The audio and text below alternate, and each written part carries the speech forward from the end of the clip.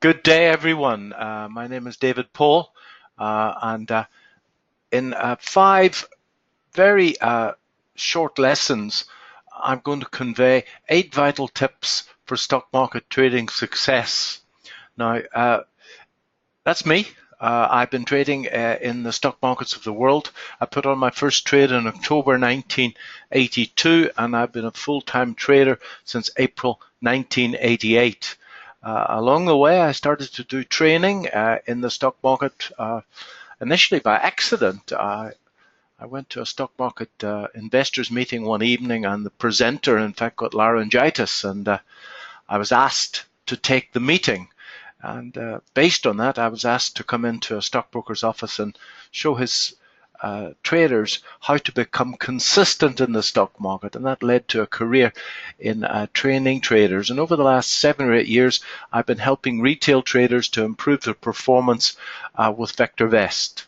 And I'm the managing director of VectorVest in the United Kingdom. A photograph was taken at the New York Stock Exchange 2 or 3 years ago.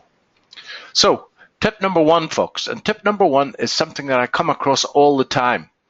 And people look at me quite funny when I ask them, how much money's in your account? Because very, very few people can answer honestly the amount of money that they've got in their speculative trading account. I find that at both retail and especially at institutional level, where a group of traders are trading with an amorphous sum of the bank's money and they haven't got a clue how much money they're actually managing. So here's what I want you to do. I want you to sit down and honestly answer, how much money am I going to commit to my speculative trading account, and take that amount of money seriously. Now, if you don't know how much money is in your account, you can't size your positions correctly. And if you can't size your positions correctly, ladies and gentlemen, you are gambling and not trading. So that's the very first question that I would like you to ponder upon. How much money is in your account? And we move on. Most people haven't got a clue how much money is in their account.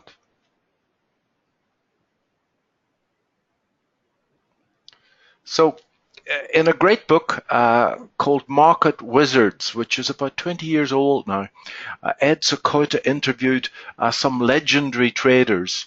And one of the traders in that book, he said that anybody risking any more than 2% of their account in any one trade is a gunslinger. Now, our opinion at VectorVest is not to risk any more than 1% of your account on any single trade. Use a stop loss order for each position, and my program, the VectorVest program, calculates a stop loss for each share listed on the JSE, the London stock market, and the AIM market each and every day. Ladies and gentlemen, careful and disciplined risk management is the difference between winning and losing, between living and dying in the stock market.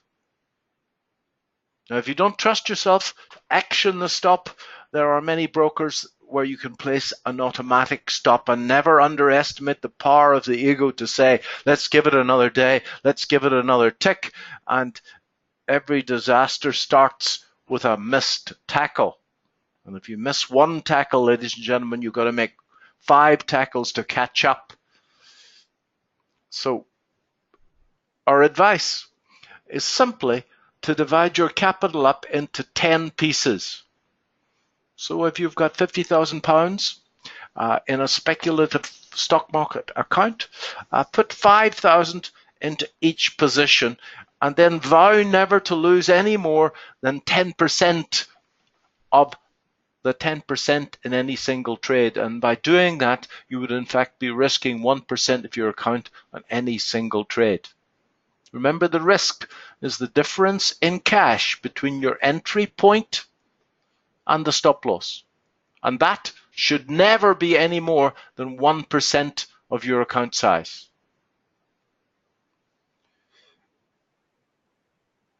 And tip number 3 is to diversify your trades. Spread your investments across the market, ladies and gentlemen, with no more than 2 positions from any sector of the economy. So tip number 1 and tip number 2, tip number 3, all about managing risk. So before we move on to the sexier parts of stock selection and market timing, it's absolutely important that you understand those 3 very simple disciplines. Thank you very much. See you in the next lesson.